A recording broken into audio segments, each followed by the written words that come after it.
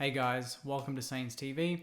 In this video, we're going to be doing a quick mid-season review. It's 13 weeks into the season. I thought, because I'm crazy, why not go back and reflect on the good, the bad, and a lot of the ugly. But before we get into the nitty-gritty of it, I thought let's go all the way back to the round one and let's look at the emotions that I've felt on Saints TV so far this season. Enjoy.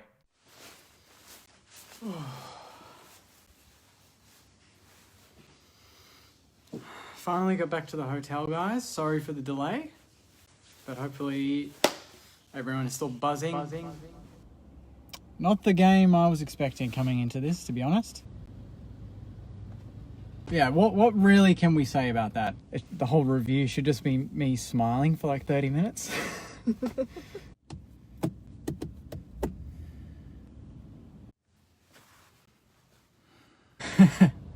We did do it, Nick. It was a great win. Back at the hotel after what was a crazy match. This was, as my description said, our first honourable loss of the year. The 111-point margin is 100% flattering. You're like, nah, I'm not going to think about that game. I'm not going to watch highlights. I'm not going to watch the replay. It's not even worth it.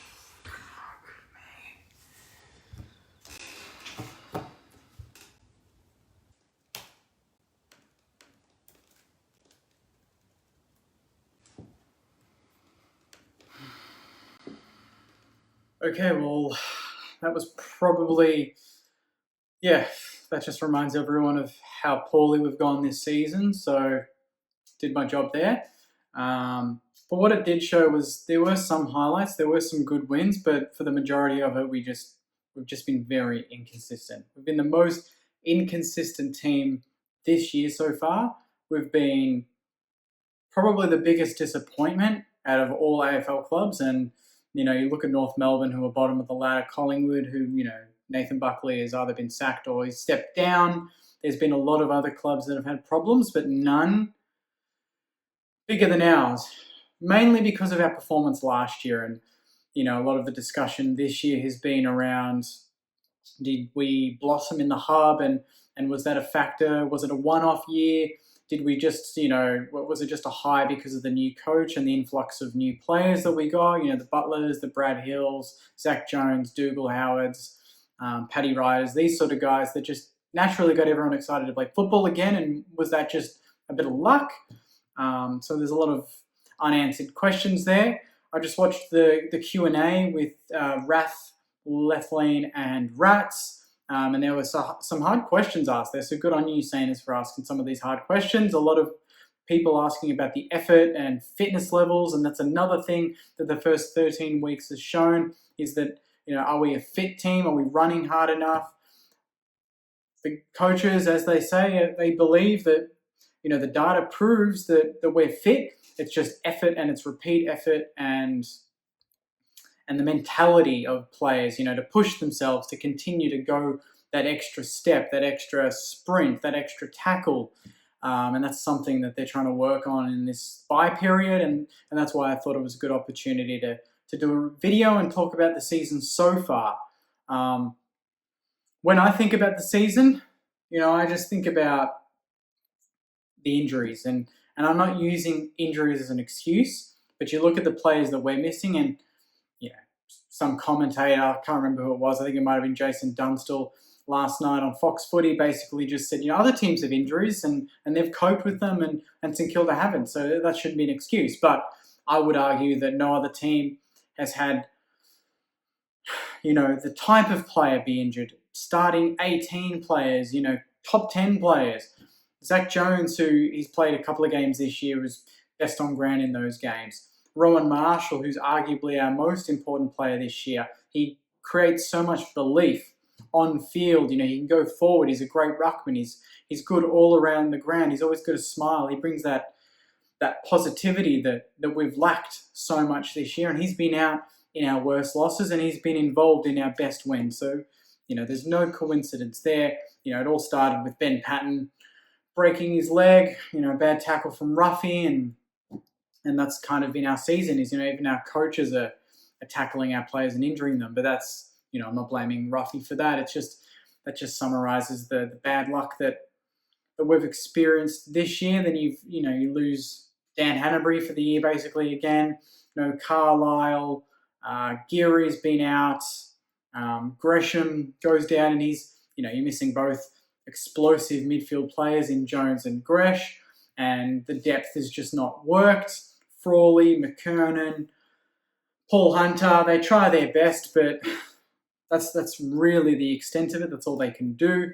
And the players that we thought were going to go to the next level, the players like a Jack Billings, like the Hunter Clarks, the Nick Caulfields, these guys haven't really gone to the next level. And, Hunter Clark's now out for 6 to 8 weeks with a broken jaw. And, Caulfield's been in and out of the side, and Billings has been in the side, but he's just getting the regular, 20 possessions a week and not really being that game changer that we really need him to be. He's just there. He's not making up the numbers. He's just he's just getting his numbers. He's accumulating, but he's not being damaging. And I'd rather him get 15 touches and kick 3 or 4 goals a week than get 25 and really do nothing with them. He's not droppable, but he's an expendable, and that's why I bring that up, is his contract and what's happening there. Whether we look at trading him at the end of the season to get a second-round draft pick, or maybe if some crazy team wants to offer him a lot of money, which I know he wants to demand, whether that warrants a first-round compensation, who knows, but that'll be something that the club is looking at. And the other one's Seb Ross, and we won't even go into Caroline Wilson and her comments this week. But, he's away from the club at the moment, but he's another one where his contract is up in the air at the end of the year, and whether we look at trading him out, getting another second rounder or a third rounder or both, whether a club desperately wants his experience, or whether we value him enough in terms of just a genuine leader around the club that we'll just offer him another year contract. And if we did that, knowing how this, 1 year contracts usually go, he will want security for the next couple of years, until he retires, and a 1 year contract doesn't really offer that security. So that's kind of the off-field stuff in the first 13 weeks. But the big disappointment for us Saints fans is just the drop-off from 2020. And you look at some of the stats, we were one of the most accurate teams in the competition last year, and so far this year we're 17th for accuracy, and you'd argue that the Adelaide game we would have won if we kicked straight, although we should have won regardless. That was disgusting how we lost that game. The Sydney game we definitely should have won if we had a kick straight, and Jack Higgins had chances, but I'm not going to blame him on that. There were other chances from other players at other times in that game that it cost us. Seb Ross being one from about 2 metres out and missing in the goal square. And then obviously the Geelong game where Max King had a phenomenal game, similar to Higgins against Sydney. He had basically a perfect forward game apart from his set shot kicking, and we were on top all day in that game up until the last 15 minutes, and that's what good teams do. They made us pay when they had momentum, and when we had momentum, we didn't get enough scoreboard pressure, and that's what's cost us. So you look at those 3 games in themselves.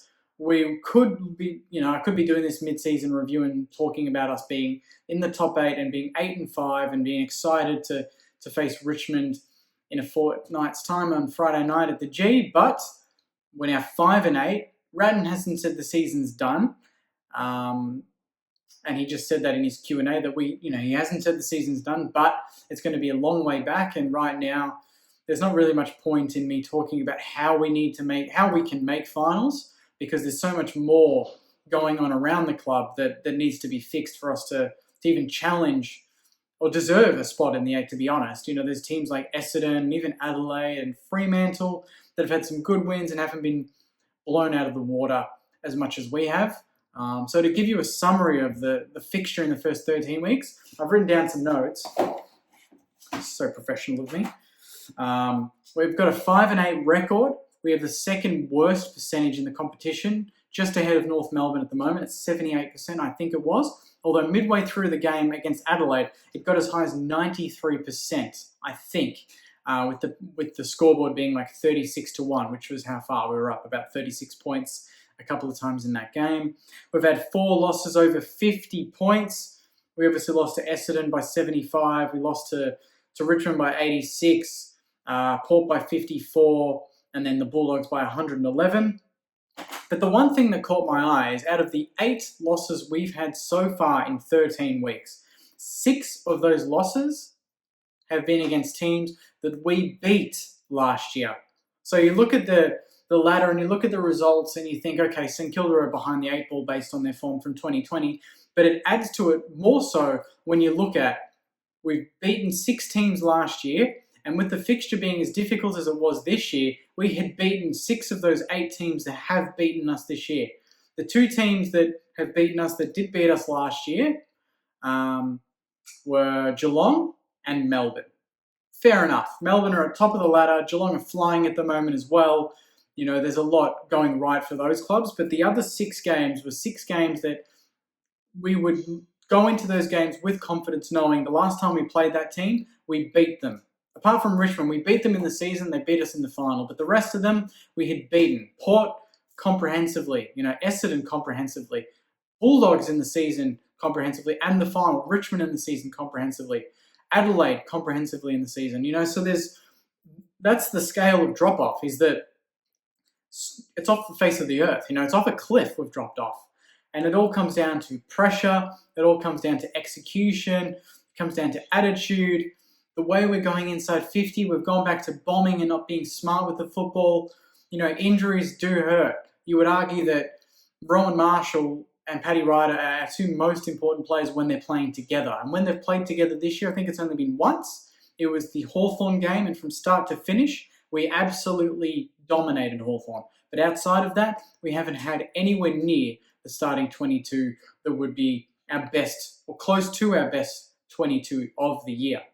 But we started off the year well. We started off with a promising win away from home against the odds.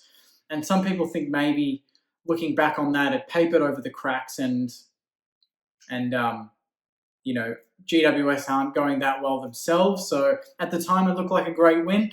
Now, going back 13 weeks so far in the season, you think in hindsight, maybe that was just an okay win. And really, the rest of the season with those big losses is what we should be looking at. And that's Saints footy right now. And that's exactly right. The big talking point has been the big losses, We can live with the losses like Geelong, maybe even Sydney, where we were in the games. We probably should have won both, but we can deal with the fact that we gave effort and, it was just bad kicking that cost us. But we can't live with losses like the Bulldogs game, where we lose by over 100 points, which is just shocking considering we beat that team twice a year ago. And the worst of them, the worst loss of all so far this year, I think, is the Adelaide loss. 36 points up in a low-scoring affair with your season on the line.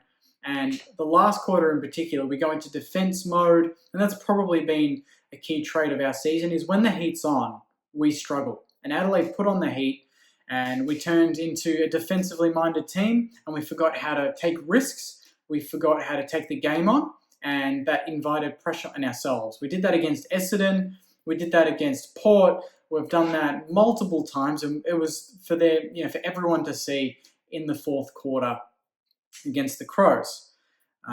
So that's kind of where we're at in 13 weeks. In terms of positive players, I've got a list here of my top players. Comment yours, but these are my top players, and it's too few at the moment. We want, in the second half, I want to come back in the full season review and talk about how well the second half of the year was for a lot of players. But so far, it's only been about 6 or 7 that have really stood out to me, and these are the ones that I'll list off.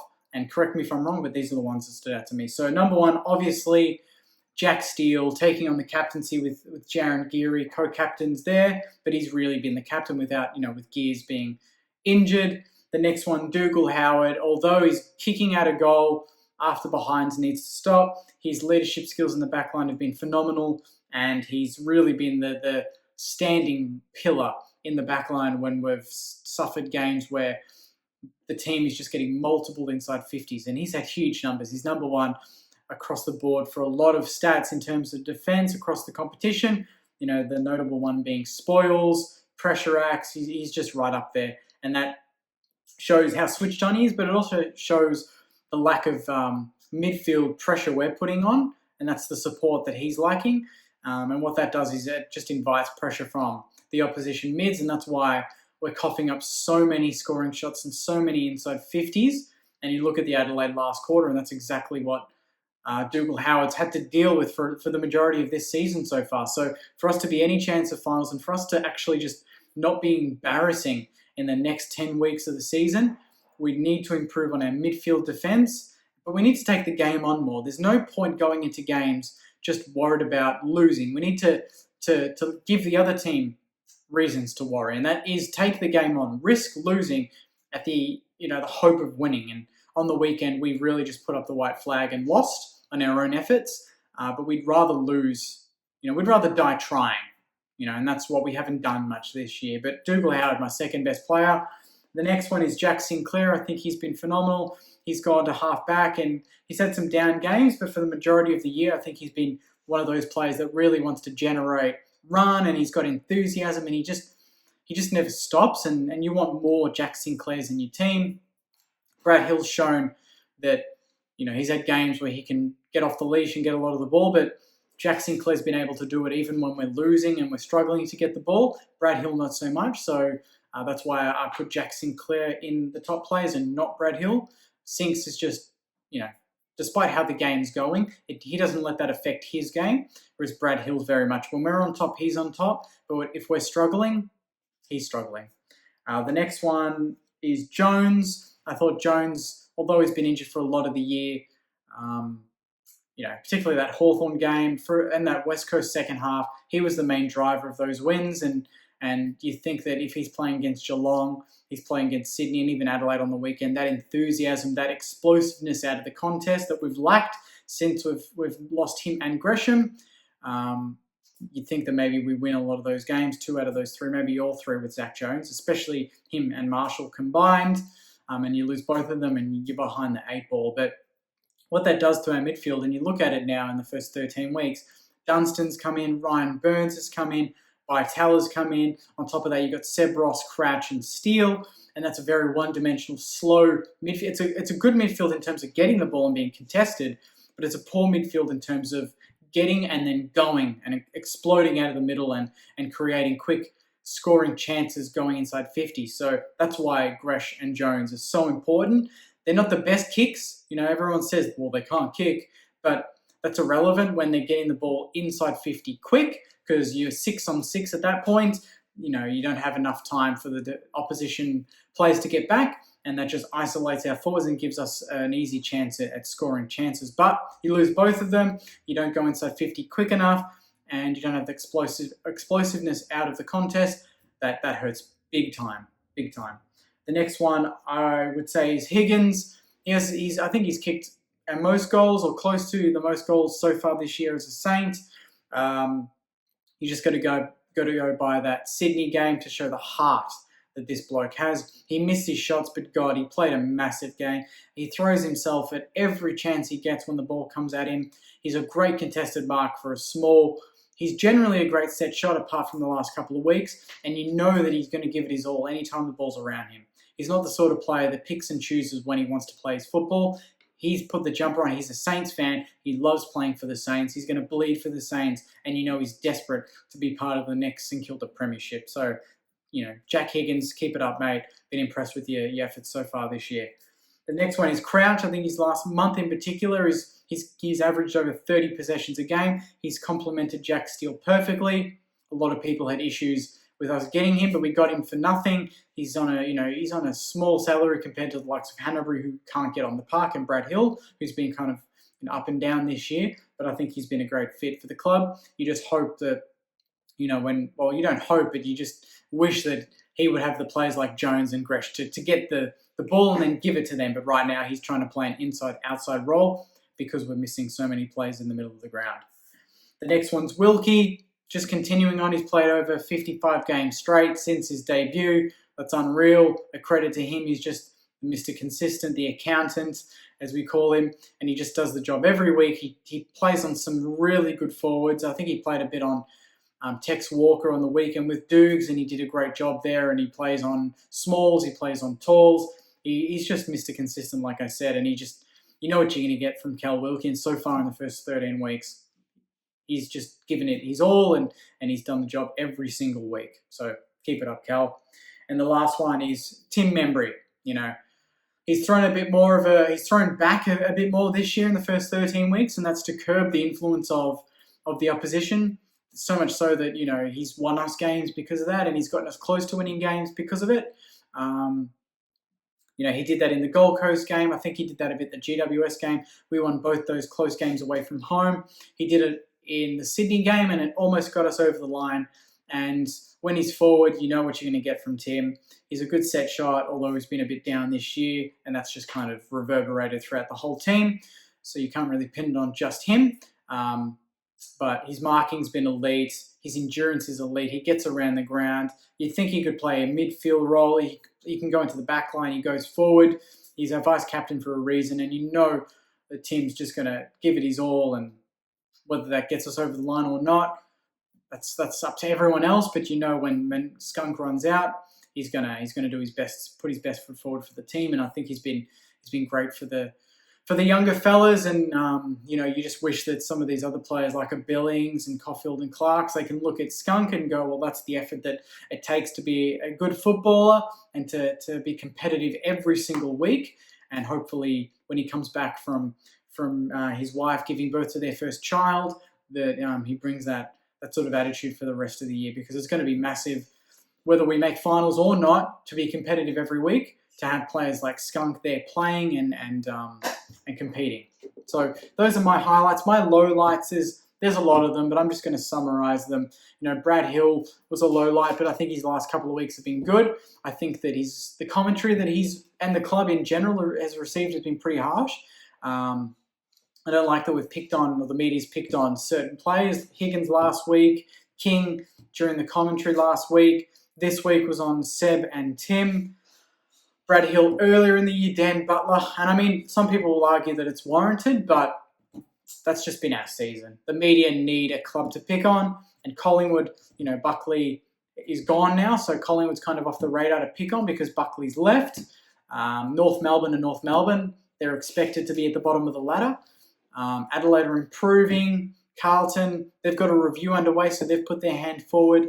And so far now, obviously, with us making finals and winning a final last year, the target has been firmly put on Brett Rand's head and the players. So that's where the club lies. And when you've got stats like this, and I've got them here, I'll quickly round them off. This is why the media's on our back, and it's fair enough when you look at it. So far, we're second for tackles this year. We're fourth for hitouts, and that's the only highlights we have so far this year. In terms of lowlights, we're 14th for handballs per game, 16th for points per game, so we can't kick a damn goal. We're 12th for inside 50s. We don't get it in there enough. We're 18th for goal assists. We just don't support each other in creating goals. We're 17th for opposition handballs. We're 16th for team to opponent disposals, so we allow our opponent to get a lot of the ball, and the same thing is we're 16th for team to opponent points per game differential.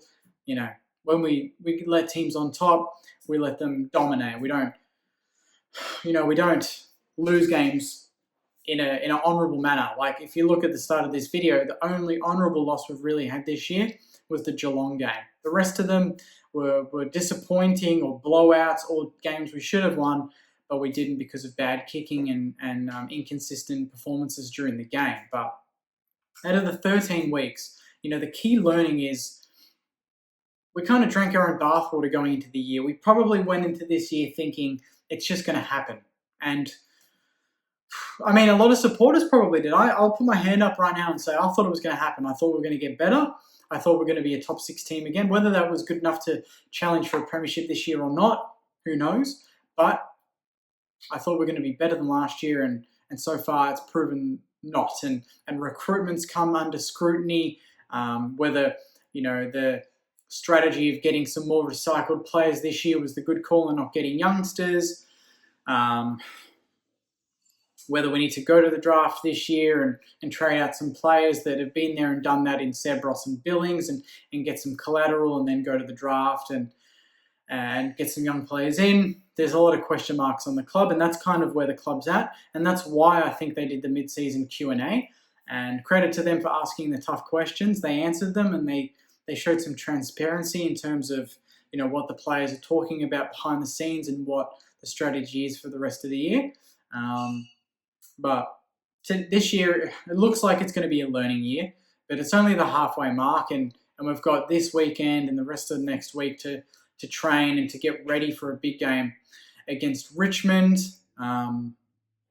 But yeah, it's been a tough 13 weeks.